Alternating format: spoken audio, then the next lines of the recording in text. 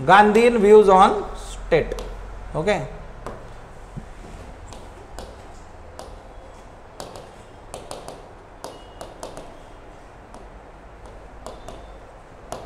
State ही संकल्पना जी आहे तिच्यावर गांधीजींचे व्ह्यूज काय आहेत बघा. ओके, आता तुम्हाला काय आठवतं सांगा बरं मला. क्लासलेस सोसायटी पाहिजे. ओके, अजून नॉन व्हायलन्स पाहिजे तिथं. अजून टिपिकल स्टेटबद्दल काय झालं होतं बरं. आत्ता आधीच्या प्रश्नात पण मी सांगितलं की तुम्हाला काय सांगितलं होतं. स्टेटचा काय त्यांचा कन्सर्न होता. State as a coercive power जे आहे बघा, है ना. करप्शन शिकताना आपण बघतो ना, कोअर्सिव्ह करप्शन अँड कोल्युसिव्ह करप्शन जे आहे. सो इथं जे आहे गांधीयन व्ह्यूज जे आहे तिच्यामध्ये सगळ्यात महत्त्वाचा जो मुद्दा आहे तो याच्यामध्ये की state as a coercive power जे आहे,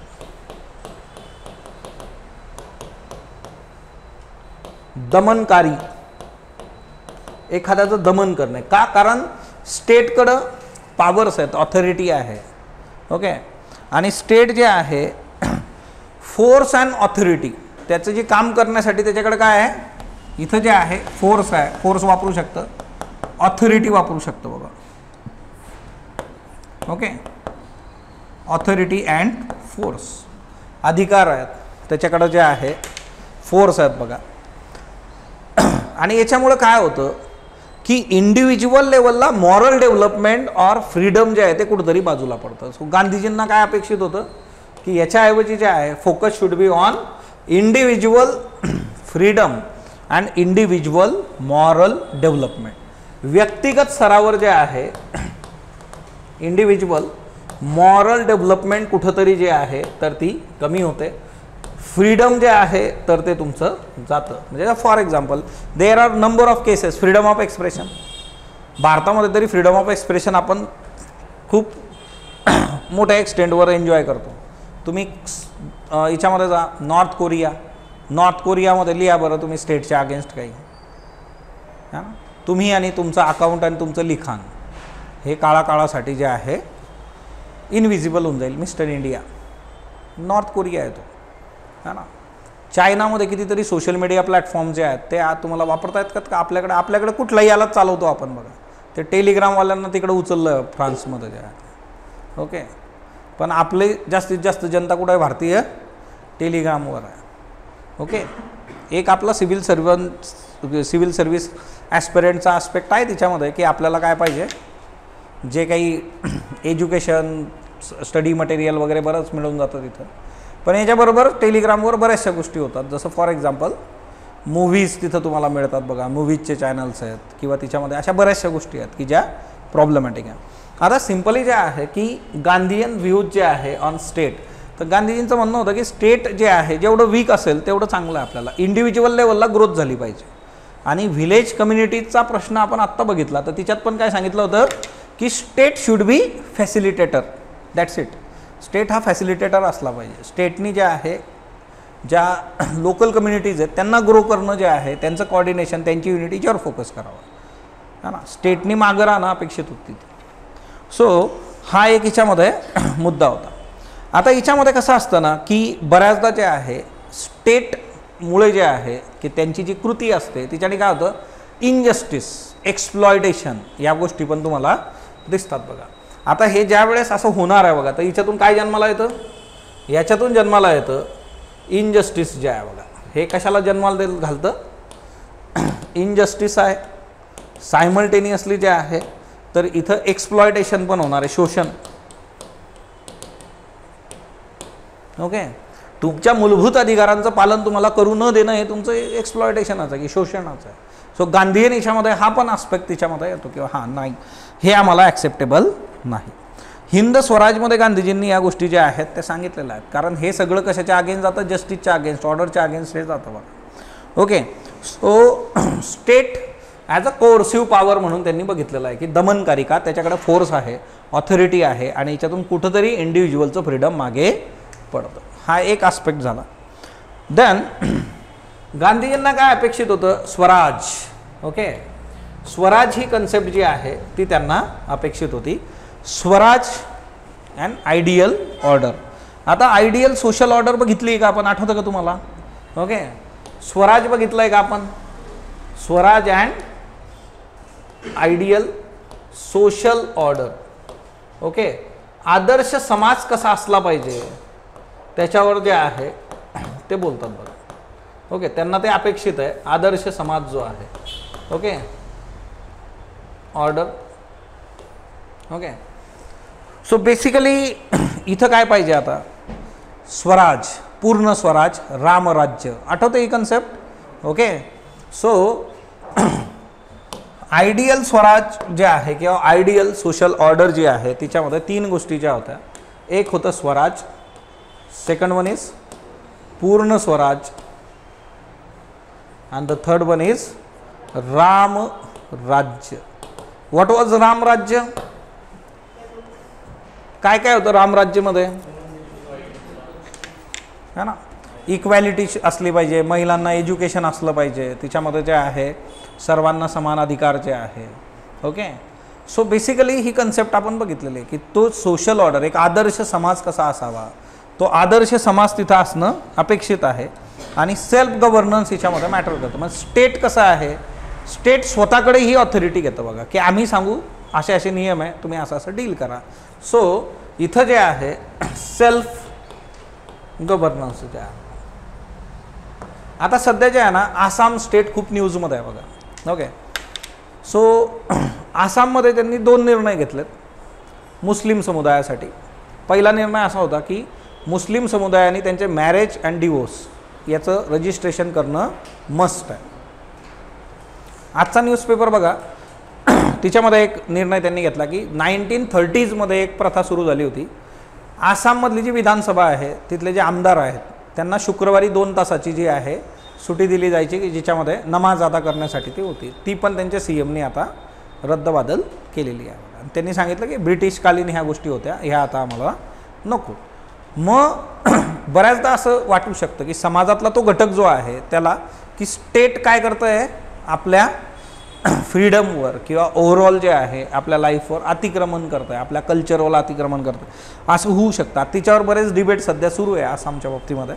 पण बेसिकली जे आहे गांधीजींना जे पाहिजे होतं बघा की त्यांना जे आहे की एक आदर्श अराजकता जी आहे, ऑर्डर्ड अनार्की, याच्यासाठी त्यांनी काम केलेलं आहे बघा. किंवा त्यांची जी कन्सेप्ट आहे की आम्हाला काय पाहिजे की ऑर्डर्ड अनार्की. ओके, एक आदर्श जे आहे अराजकता इथं जे आहे अपेक्षित आहे बघा. ओके, सो हिच्यामध्ये मॉरल लीडरशिप अपेक्षित आहे त्यांना. नैतिक नेतृत्व जे आहे किंवा नैतिकतेच्या आधारे जे नेतृत्व उभं राहतं तर ते इथं अपेक्षित आहे, मॉरल लीडरशिप. सो बेसिकली ह्या ज्या गोष्टी आहेत की स्वराज और आयडियल सोशल ऑर्डर हे इथं मॅटर करतं. पण बेसिकली तुम्ही जर बघितल्या गोष्टी तर मग एक आदर्श समाज, आदर्श राज्य जे आहे रामराज्य ही संकल्पना देतात. आणि स्टेट या ऑर्डरवर उभं राहीलच असं नाही, हा तिच्यामध्ये मुद्दा होता बघा. Then decentralization. आता स्टेटची टेंडन्सी कशी असते? सेंट्रलायझिंग टेंडन्सी असते बघा की जास्तीत जास्त गोष्टींवर आम्ही कंट्रोल ठेवू. सो इथं जो स्टेटचा कन्सर्न यांना अपेक्षित होता तो कसा होता? डिसेंट्रलायझेशन तिथं अपेक्षित होतं गांधीजींना. Okay, decentralisation. ओके, डिसेंट्रलायझेशन नावाची संकल्पना जी आहे म्हणजेच पंचायत आपलं. ओके, पंचायत. ओके, तशी वेब सिरीज बघितली असेल बघा तुम्ही पंचायत, हा ना. सो पंचायत आणि जे आहे डिसेंट्रलायझेशन. ओके, आता याच्यावर ऑलरेडी आपण बरंच बोललो आहे बघा आधीच्या याच्यामध्ये जे आहे, है ना, village community and all that. So तो मुद्दा मी आता परत काही इथं डिस्कस नाही करणार. ओके, आला ना लक्षात? मागच्या प्रश्नामध्ये बघितलं आपण. Then non violence and state जे आहे बघा. आता दुसरा यांना आस्पेक्ट कुठला होता? हा एक मुद्दा आहे जो ऑलरेडी डिस्कस केला आहे मागच्या याच्यामध्ये. Second one was non violence and state. Okay, असं बऱ्याचदा तुम्ही बघितलं असेल की एखादं आंदोलन आहे, शांततेच्या मार्गाने एखादं आंदोलन चालू आहे आणि स्टेटने काय केलं? 2 मिनिटात ग्राउंड क्लिअर की इथं कुणी दिसता कामा नाही. सो असं बऱ्याचदा तुम्हाला दिसू शकतं की जिथं फोर्स वापरलेली आहे, पॉवर वापरलेली आहे बघा. ओके. सो नॉन व्हायलन्स आपल्याला अपेक्षित आहे की स्टेटनी अहिंसेच्या मार्गाने गोष्टी केल्या पाहिजे. ओके. मग तुम्ही आजच्या डेटमध्ये ह्या गोष्टी अशाच्या अशा अप्लाय करू शकतो का आपण, तर मग तिथं थोडासा जो आहे आपल्याला विचार करावा लागेल. कारण जर आदर्श समाज असेल तर आपण असं करू शकतो, पण जर आदर्श समाज नसेल तर त्या केसमध्ये मग आपल्याला विचार करावा लागतो. पण गांधीजींच्या बाबतीमध्ये नॉन व्हायलन्स जे आहे तर ती गोष्ट कशासाठी यांना गरजेची होती, सोशल अँड पॉलिटिकल इंटरॅक्शनसाठी नॉन व्हायलन्स पाहिजे होता. Why Gandhiji advocated non violence for the social and political interaction. तुमचं सामाजिक काही इश्यू असू द्यात, पॉलिटिकल काही इश्यू असू द्यात, फॉर दॅट पेक है ना, सोशल अँड पॉलिटिकल इंटरॅक्शन्स जे काय असतील त्याच्यासाठी जे आहे नॉन व्हायलन्स तिथं असला पाहिजे. सामाजिक स्तरावर काही प्रश्न सोडवायचे आहेत, राजकीय स्तरावर काही प्रश्न सोडवायचे आहेत, you should go for non violence. शांततेच्या मार्गाने चर्चा करा, सोडवा. ओके. जे आपण चायनाबरोबर करायचा प्रयत्न करतो है ना, बॉर्डर टॉक्स, किंवा आता आपण युक्रेनला सांगितलं, रशियाला सांगितलं, काय करा दोघं या बसा, वाटलं तर आम्ही तुम्हाला जागा देतो, चर्चा करा आणि तिच्यातून सोडवा. ओके. ते म्हणले ठीक आहे. आता पुतीन म्हटले पहिले मी बोलतो है ना युक्रेनवाल्यांना, तुम्ही ऐका, फक्त तोंड उघडू नका, मी जे सांगतोय तसं तसं होईल. ओके. मीटिंग संपली. तर मग हे असं होऊ शकत नाही. ओके. सो तो जो नॉन व्हायलन्स आहे ना, तो नॉन व्हायलन्स सोशल पॉलिटिकल इंटरॅक्शनसाठी वापरायला सांगितलेला आहे, पण तो आजच्या डेटमध्ये जी व्यवस्था आहे त्या व्यवस्थेत किती वर्क होईल तो महत्त्वाचा आहे बघा. ओके. सो एकतर बेसिकली जे आहे जस्टिस हा नॉन व्हायलन्स थ्रूच मिळणं अपेक्षित होतं गांधीजींना, कारण व्हायलन्स हे सोल्युशन नाही, हे वेळोवेळी सिद्ध झालेलं आहे. स्वतः भगतसिंग यांनी पण हे स्पष्ट केलं होतं की नाही, व्हायलन्स हे काही सोल्युशन नाही. ओके. हां, आम्ही तो मार्ग पत्करला होता कारण ती तेव्हाची नीड होती, पण व्हायलन्स हे काही सोल्युशन नाही. जसं तुम्ही जर बघितलं की रिलिजनचा रोल जो आहे आणि मॉरॅलिटीचा, आता बघा स्टेट अँड रिलिजन आपल्या याच्यामध्ये कसं आहे बरं, स्टेट आणि रिलिजन एक आहे का वेगवेगळं आहे बरं, आजच्या डेटमध्ये वेगवेगळं आहे. सो इथं जे आहे की रिलिजन जो आहे, role of religion and morality, हा पण याच्यामध्ये एक महत्त्वाचा मुद्दा आहे बघा. Role of religion and morality. Okay. Role of religion and morality. आता गांधीजी जिथं आहे तिथं मॉरल आणि स्पिरिच्युअल अपलिफ्टमेंट येणारच आहे बघा, ते त्यांना अपेक्षित आहे की स्टेटनी या गोष्टी डील केल्या पाहिजे. सो बेसिकली जे आहे मॉरल प्रिन्सिपल्स आणि रिलिजन हे जे आहे ना, तर ते गव्हर्नन्सचा इंटिग्रल पार्ट आहे असं गांधीजींचं म्हणणं होतं. या दोन्ही गोष्टी ज्या आहे religion and morality, they are integral to religion. धर्माशी एकनिष्ठा असणं जे आहे, सॉरी गव्हर्नन्स, हां, प्रशासनाशी एकनिष्ठा असणं किंवा प्रशासनाचा भागच आहे धर्म आणि जे आहे तर ते मॉरल प्रिन्सिपल. ओके. सो आता आपण जो याचा रेफरन्स बघितला आहे की रिलिजन, कार्ल मार्क्सनी काय सांगितलं होतं, ओपियम फॉर ऑल आहे बघा. ओके.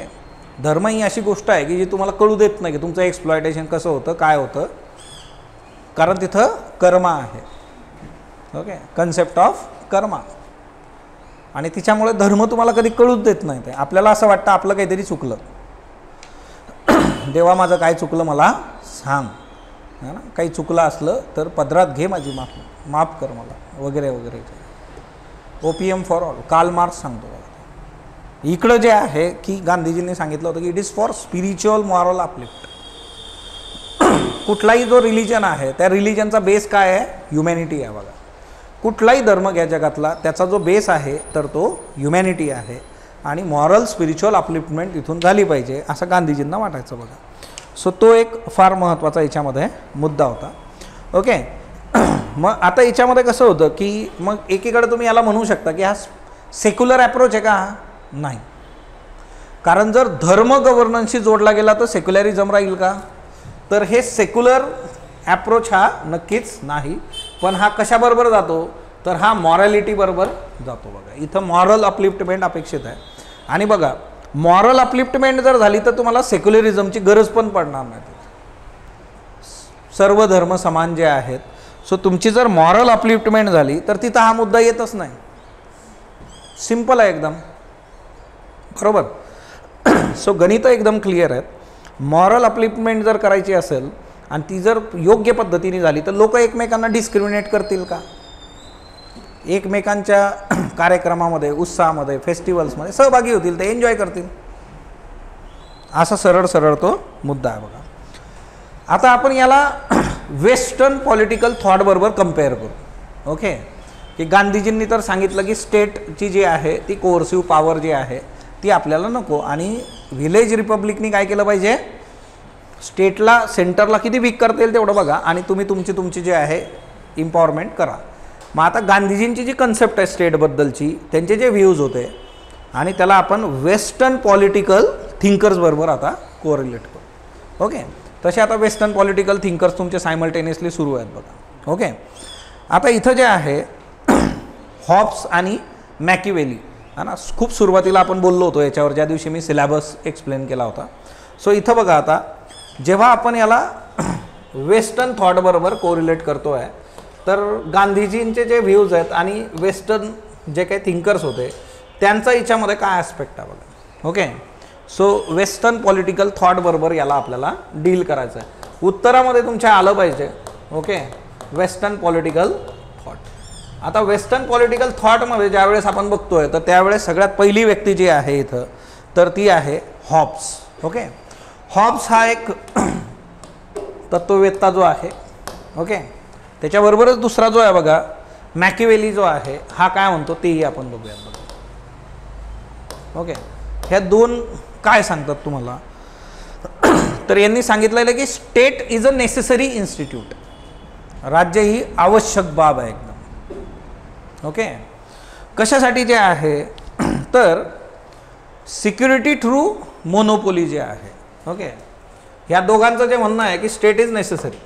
ओके, स्टेट जे आहे ते नेसेसरी आहे, ते कशासाठी, security through monopoly. Okay, monopoly on violence.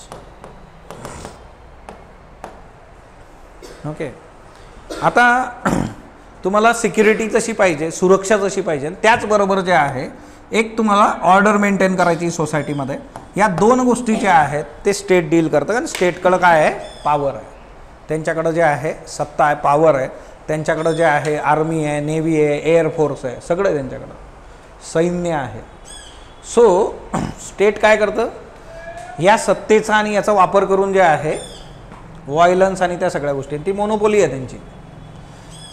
राज्यामध्ये जे आहे सैन्य कोणाच्या हातात आहे, जुन्या काळात राजाच्या हातात होतं, बरोबर. या काळात राजेशाही पण आहे, ज्या काळात हे बोलतात बघा. डेमोक्रेसीला नंतर नंतर महत्त्व प्राप्त झालेलं आहे. सुरुवातीला डेमोक्रेसी ही खूप काही चांगली गोष्ट मानली जात नव्हती. रॉयल ब्लड ही कन्सेप्ट आहे बघा. राजाच्या याच्यावर कोण बसणार सिंहासनावर, त्यांच्याच ब्लड लाईनमधलं कोणीतरी येईल बघ. मग 10 वर्षाचं 5 वर्षाचं पोरगं पण सिंहासनावर बसलेलं आहे. हां, पण तिथं सत्ता करायला जे आहे किंवा सांभाळायला दुसरी लोकं आहेत, पण मग ती ब्लड लाईन मेंटेन करणं, रॉयल ब्लड जे आहे ते त्या काळात होतं. डेमोक्रेसी नंतरच्या काळात एकदम तिला पॉप्युलॅरिटी नंतर भेटलेली, सुरुवातीला नव्हती. वाईट गोष्ट मानली जायची डेमोक्रेसी. मग आता यांच्याकडे जे आहे की हॉब्सनी जे आहे, आता यांचं स्वतःचं लिटरेचर आहे, त्यांनी गोष्टी लिहिलेल्या आहेत बघा. लेव्हिथनमध्ये 1651 मध्ये हॉब्स काय म्हणतो बघा. ओके, हा जो हॉब्स आहे, या हॉब्सचं जे वर्क आहे बघा, त्या वर्कमध्ये ते वर्क आहे ते आहे लेव्हिथन 1651 मधलं हे वर्क आहे बघा. ओके, लेव्हिथनमध्ये तो काय सांगतो की स्टेट जे असतं ना ते स्ट्रॉंग आहे, त्याची जी सेंट्रलाइज टेंडन्सी असते बघा, म्हणजे एखादं स्ट्रॉंग सेंट्रलाइज्ड स्टेट जे असतं ना ते का गरजेचं आहे, तर जे war of all against all जे आहे, strong and centralize state needed for war of all against all. Okay, कुणीही कुणाच्या विरोधात उभं राहिलं ना तर त्याला थांबवण्यासाठी हे वर्क करेल बघा. एक चांगलं स्ट्रॉंग आणि सेंट्रलाइज केंद्रीकृत पद्धतीने चालवणं जाणारं राज्य हे का गरजेचं आहे, तर war of all against all जे आहे. ओके, म्हणजे तुम्हाला एक सोशल ऑर्डर मेंटेन करण्यासाठी हे गरजेचं आहे. नाही तर उद्या कुणी उठून कुणावर पण जे आहे गडबड करू शकतं. आजच्या डेटमध्ये तुम्ही बघा, भारतासारख्या देशामध्ये स्टेटचे इश्यू आहेत का, तर यस आहेत. तिथं स्टेटचे इश्यू कुठं बघायला मिळतात तुम्हाला, तर स्टेटचे इश्यू बघा, महाराष्ट्र कर्नाटका बेळगावचा इश्यू आहे बघा, किंवा रिव्हरसाठीचे कितीतरी इश्यू आहेत बघा. इमॅजिन करा, जर स्टेट सेंटर वीक राहिलं असतं तर काय झालं असतं. बरोबर, म्हणजे काय की 1651 मध्ये हॉब्स हे म्हणतो की एक स्टेट जे आहे स्ट्रॉंग सेट आणि सेंट्रलायझिंग स्टेट जे आहे ते का गरजेचं आहे, war of all against all जे आहे. कुणी कुणाबरोबर जे युद्ध करत असेल तर मग त्या केसमध्ये त्याला कंट्रोल करणं किंवा त्याच्यावर जे आहे आधी सत्ता गाजवणं हे कोण करू शकतं, स्टेट करू शकतं. ओके, सो हॉब्सनी हे डील केलं होतं बघा. आता याच्यामध्ये जे आहे दुसरा जो मुद्दा आहे, बरं फक्त हे दोन लोक आहेत का, नाही. आता याच्यात रुसो पण आहे बघा ना. राज्य ही अत्यंत वाईट अशी आवश्यक गोष्ट आहे. रुसो नसता तर फ्रेंच राज्यक्रांती झाली नसती असं म्हटलं आता. ओके, सो जॉन लॉक आणि रुसो यांचं काय मत आहे. Okay, John Locke and Rousseau. Okay, ही जी दोन लोक आहेत यांनी काय म्हटलेलं आहे बघा, जॉन लॉक आणि दुसरा जो आहे रुसो. ओके, आता हा जो रुसो आहे बघा, तर रुसोचं जे म्हणणं आहे, तर या केसमध्ये हा ना, याचं स्पेलिंग प्रॉपर लिहून घ्या प्रत्येकाने. हा महत्त्वाचा प्राणी आहे एकदम. ओके, रुसो जे आहे, ओके, रुसो जे आहे बघा, जॉन लॉक आणि रुसो या दोघांनी काय सांगितलं. ओके, या दोघांनी सांगितलेलं आहे की सेंट्रल ऑथॉरिटी जे आहे ही कशासाठी गरजेची आहे, टू इन्श्युअर जस्टिस. तुम्हाला जर न्याय हवा असला तर हे कोण देऊ शकतो तुम्हाला, सेंट्रल ऑथॉरिटी. दोन गोष्टी, will of people and justice. Okay, न्यायासाठी जे आहे एक सेंट्रल ऑथॉरिटी तुम्हाला पाहिजे. आजच्या डेटमध्ये बघा, आंतरराष्ट्रीय स्तरावर इंटरनॅशनल कोर्ट ऑफ जस्टिस थर्सडेला करंटमध्ये बघितलं होतं आपण. ओके, इंटरनॅशनल कोर्ट ऑफ जस्टिसला काय आहे की त्याच्या सगळ्या ज्या काही जजमेंट्स आहेत त्या बाइंडिंग्स आहेत का, नाही. इंटरनॅशनल ज्या इन्स्टिट्यूट्स आहेत आजच्या डेटमध्ये युनायटेड नेशन्स सकट त्या खूप स्ट्रॉंग आहेत का, नाही. तिथं कुठल्या तरी देशाचा एक डॉमिनन्स आहे स्वतःचा, जसा US डॉमिनन्स आहे, किंवा युनायटेड नेशन सिक्युरिटी काउन्सिलमध्ये 5 देश बसलेले आहेत व्हेटो पॉवर घेऊन जे आहेत. तिच्यामुळे गोष्टी होतात का, मग तिच्यामुळे त्यांना एक लायसन्स मिळून जातं की ते काही करू शकतात. चायना, रशिया आजच्या डेटमध्ये काय करतो, जर सेंट्रलायझिंग टेंडन्सी वीक असेल, सेंट्रलायझिंग पॉवर वीक असेल तर असं घडतं. याचं बेस्ट एक्झाम्पल आहे. इथं तुम्हाला सेंट्रल ऑथॉरिटी स्ट्रॉंग पाहिजे, कशासाठी, इन्श्युअर जस्टिस. जर युनायटेड नेशन स्ट्रॉंग राहिलं असतं तर युनायटेड नेशननी सांगितलं असतं रशियाला युक्रेनकडे बघायचं सुद्धा नाही, आणि त्यांनी पण ऐकलं असतं ते. आता पण ते सांग, तिथं तर ते हे पण वॉर वगैरे पण शब्द वापरत नाही म्हणून. अख्खा इतिहास तुम्ही बघा. मग सेंट्रल जो फोर्स आहे, ती जी ऑथॉरिटी आहे ती वीक असल्यावर काय होतं ते आज तुम्ही जगात बघताय. जे काही इंटरनॅशनल कोर्ट जजमेंट देतं ते जजमेंट किती सिरियसली घेतात देश, नाही घेत सिरियसली. जेवढे पॉवरफुल किंवा डॉमिनन्स असणारे देश आहेत ते ऐकतच नाही कोणाचं. ते नॉर्थ कोरिया बघा, किंग जॉन उन, छोटी छोटी लोक पण ऐकत नाही. ऐकतात का ते, नाही ऐकत. ते गणित आहे. म्हणजे जर तुमचं सेंटर वीक असलं तर काय होईल, जे रिपब्लिक्स आहेत छोटे छोटे ते एकामेकावर युद्ध करायला सुरुवात करतील. म्हणून हे महत्त्वाचं आहे ह्या ह्याच्यामध्ये की स्ट्रॉंग अँड सेंट्रल स्टेट जे असणार आहे ते काय असणार आहे, war of all against all जे आहे त्याच्यासाठी गरजेचं आहे. हे हॉब्स आणि मॅकॉली जे सांगतोय, आलं लक्षात. सो हे जे दोन लोक आहेत जॉन लॉक आणि रुसो यांनी सांगितलं तुम्हाला की विल ऑफ पीपल अँड जस्टिससाठी हे महत्त्वाचे आहेत आणि स्टेट महत्त्वाचं आहे. म्हणजे आता बघा, गांधीजींचे जे थॉट आहेत आणि वेस्टर्न पॉलिटिकल थॉट जो आहे तिच्यामध्ये तुम्हाला काय दिसतं, तफावत दिसतं बघा तिथे. ओके, सो लॉक जो आहे त्याचं टू ट्रिटीज ऑफ गव्हर्नमेंट नावाचं जे आहे वर्क आहे, किंवा रुसोचं सोशल कॉन्ट्रॅक्ट म्हणून फेमस आहे बघा. ओके, रुसोचं जे वर्क आहे बघा ते आहे सोशल कॉन्ट्रॅक्ट. उत्तरामध्ये नावं आली पाहिजे. सोशल कॉन्ट्रॅक्ट जो आहे 1762. आणि इकडे जॉन लॉकचं जे वर्क आहे ते काय आहे, टू ट्रिटीज ऑफ गव्हर्नमेंट जे आहे, two treaties of government 1689, 1689. Okay, असे दोन वर्क आहे बघा. याच्यामध्ये यांनी कशाला फोकस केलेलं आहे, रिप्रेझेंटेटिव्ह डेमोक्रेसीचे आहे, जी आता आपल्याकडे आहे representative democracy and centralize governance जे आहे बघा. दोन गोष्टी ही दोघी लोक ह्या दोन याच्यातून सांगतात आपल्याला. ते म्हणजे काय, रिप्रेझेंटेटिव्ह डेमोक्रेसी आणि सेंट्रलाइजिंग गव्हर्नन्स.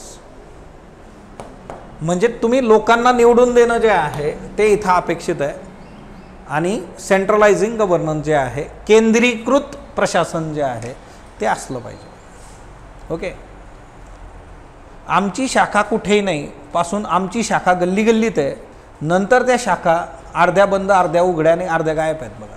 का, लॅक ऑफ सेंट्रलाइजिंग टेंडन्सी. मग याच्यामध्ये तुम्हाला सक्सेसफुली रन होणारा एक प्रोडक्ट दिसतं, ते म्हणजे डी मार्ट है ना. तुमच्यापैकी आता कुणी आहे का असं डी मार्टमध्ये गेलं नाही है ना, आहे का कुणी, गेले असाल ना डी मार्टमध्ये, आणि गेले नसाल तर पुण्यात आहे, जा एका दिवशी. ओके, डी मार्ट ही एक रोल्स मॉडेल आहे बघा, सेंट्रलाइजिंग टेंडन्सी.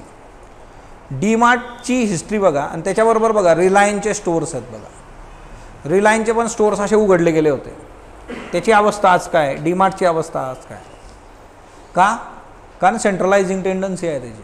ते एकाच ठिकाणून सगळ्या गोष्टी डील करत जातं. हळूहळू ग्रो झालं आहे, वेगवेगळ्या ठिकाणी त्यांनी हळूहळू काम केलेलं आहे, पण ते एकदम स्ट्रॉंग आहे बघा. ओके, म्हणजे इथं जे आहे की सेंट्रलाइजिंग गव्हर्नन्स एकाच ठिकाणून ते डील झालं पाहिजे, म्हणजे सर्वांसाठी. आजच्या डेटमध्ये आपण जे म्हणतो ना, one nation one election, one nation आहे वन कार्ड वगैरे वगैरे सगळंच जे आहे ते सेंट्रलाइजिंग पॉलिसीज अँड सेंट्रल लेवललाच ते जे आहे तर ते डील झालं पाहिजे. आता या प्रोसेसमध्ये जे आहे एक फार महत्त्वाचा याच्यामध्ये मुद्दा जो येतो बघा, की हे कशासाठी पाहिजे बरं है ना. या दोन गोष्टी यांनी सांगितल्या. तर याच्यातून काय मिळणार आहे, यांचं म्हणणं आहे की इंडिव्हिज्युअल राईट सेफगार्ड होतील याच्यातून, म्हणजे तुमचे जे अधिकार आहे व्यक्तिगत स्वरूपाचे अधिकार तुम्हाला मिळतील. आणि दुसरी गोष्ट जी आहे की सोशल कॉन्ट्रॅक्ट ऑब्लिगेशन्स जे आहे, सामाजिक करार आणि त्याच्याशी रिलेटेड गोष्टी ज्या आहेत त्या याच्यातून टिकून राहतील. सो बेसिकली जे आहे दोन गोष्टी याच्यातून तुम्हाला मिळतात. एक सोशल कॉन्ट्रॅक्ट ऑब्लिगेशन जे आहेत, सामाजिक करार तुमचा जो आहे तो अबाधित राहणार आहे. सायमल्टेनियसली इंडिव्हिज्युअल राईट्स तुम्हाला मिळतील. ओके, आता आपण इकडं सोशल कॉन्ट्रॅक्ट वगैरे जास्त जाणार नाही, कारण ते तिकडून वेस्टर्न पॉलिटिकल थॉटमध्ये तुम्ही शिकणारच आहात बघा. बरोबर, हे फक्त काय आहे की एक उत्तर कुठल्या अँगलनी गेलं पाहिजे, त्याच्यामध्ये काय काय रेफरन्सेस आले पाहिजे तेवढं तुम्हाला कळणं अपेक्षित आहे. वेस्टर्न पॉलिटिकल थॉटमध्ये बाकीचे तुम्ही जे आहेत हे सगळे थिंकर शिकणार आहात, तिथं या गोष्टी होतील. सो ही एक महत्त्वाची बाब आहे. आता याच्यात एक खूप महत्त्वाचा व्यक्ती की जो ऑलरेडी आपण गांधीजींबरोबर कोरिलेट केला स्टेटच्या बाबतीत, तो म्हणजे कार्ल मार्क्स जो आहे. ओके, आता काय आठवतं बरं तुम्हाला, काय म्हटलं होता कार्ल मार्क्स, काय म्हटला होता तो, व्हायलन्स, स्टेटलेस स्टेट जे आहे. ओके, स्टेटलेस स्टेटची गोष्ट करतो कार्ल मार्क्स जो आहे. ओके, कार्ल मार्क्स आहे, त्याच्याबरोबरच मॅक्स वेबर नावाचा पण जो आहे महत्त्वाचा आहे बघा, मॅक्स वेबर. आता बघा मॅक्स वेबर तुम्हाला इथिक्समध्ये पण त्याच्यावर प्रश्न विचारून झालेला आहे. Okay, Karl Marx, max weber जे आहे यांनी जे सांगितलेलं आहे की जे आहे बघा स्टेट कशासाठी गरजेचं आहे, for social justice and managing economic affairs. कारण कार्ल मार्क्स अर्थव्यवस्थेचा मेजर तिथं कन्सर्न आहे बघा.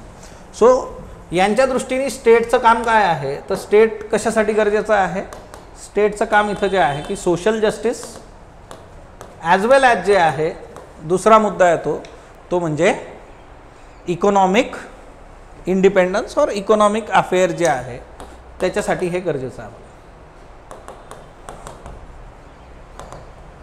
ओके, सोशल जस्टिस और इकॉनॉमिक अफेअर्स. ओके, कार्ल मार्क्सचा जो कन्सर्न होता बघा की स्टेट हे एक असं टूल आहे की जिच्यामधून आपण काय करू शकतो, कॅपिटलिझम टू सोशलिझमकडे जाऊ शकतो बघा.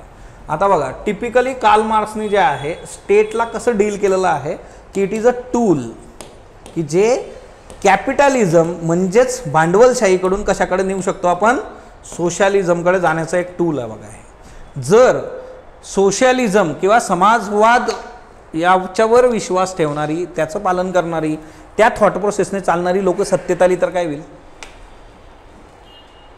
सिस्टीम सोशलिस्ट होऊन जाईल.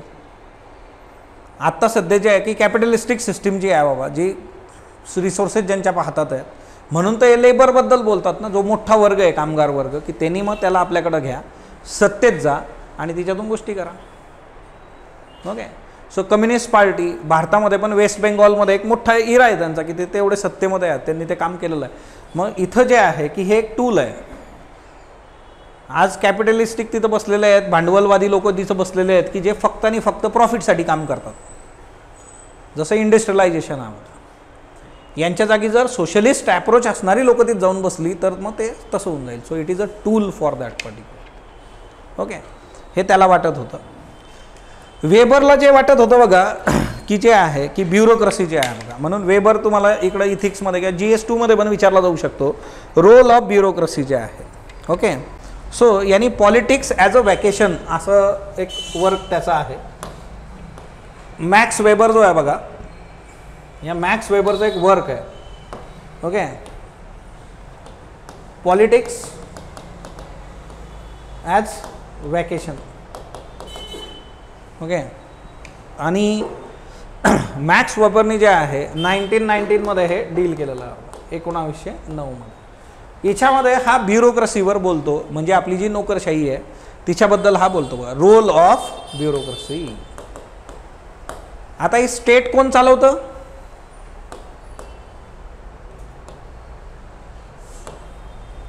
स्टेट कोण चालवतं, कोण इम्प्लिमेंट करतं पॉलिसीज, ब्युरोक्रेसी. उद्या तुम्ही हे काम करणार आहे.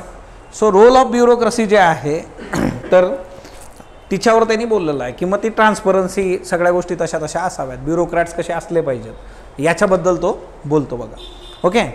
सो आता सिम्पली जे आहे की हे सगळे ॲस्पेक्ट तुम्हाला स्टेट ही संकल्पना समजून सांगताना तिथं देणं तुम्ही अपेक्षित आहे बघा.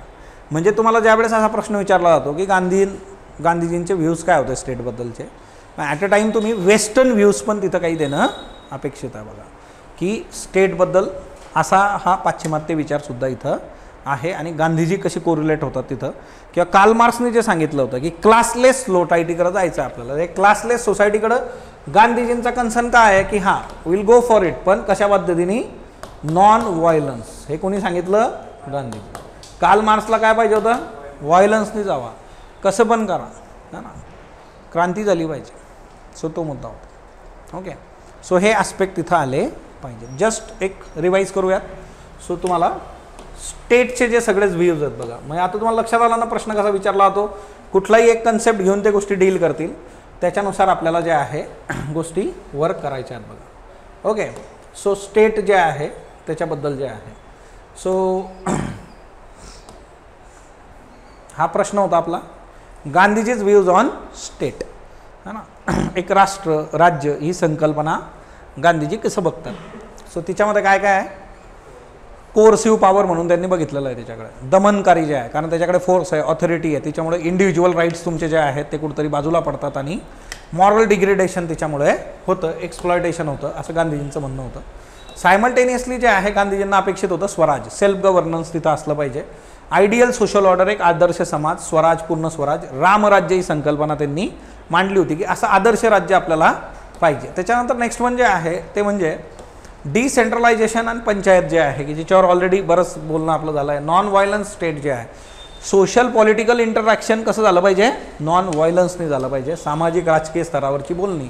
त्यानंतर नेक्स्ट वन जे होतं की रिलिजन जे आहे आणि मॉरॅलिटी, त्याला बरोबर घेऊन चालणं जे आहे, तर religion and morality is a integral part of governance असं गांधीजींचं म्हणणं होतं की जे सेक्युलरिझम बरोबर जात नाही बघा. सेक्युलरिझममध्ये काय आहे, नो ऑफिशियल रिलिजन, स्टेटचा कुठलाही रिलिजन तिथं असता कामा नये, हा तिच्यातला मुद्दा आहे.